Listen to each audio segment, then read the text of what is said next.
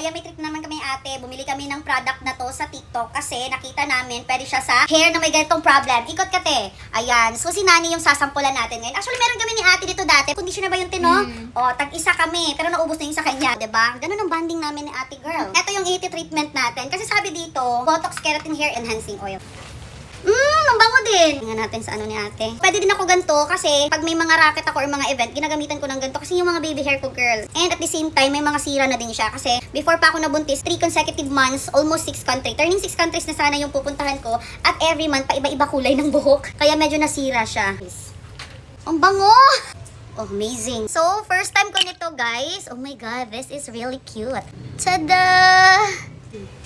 Try natin anong effect nito. Ay hala! Ano to? Shampoo? Hala, Wait, at ano masabi dito?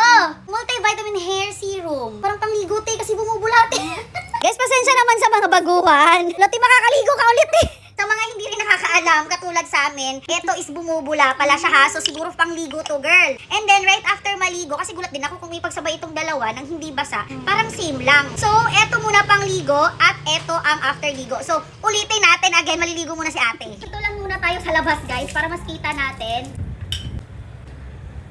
Oo, lumalambot yung buhok. Ay, eto pala yung tamang paggamit. Yan guys.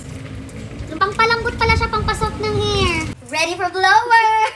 Yan yung blower ko guys, very aesthetic. At ang gaan-gaan, hindi din to maingay. Hindi siya yung masakit sa tenga.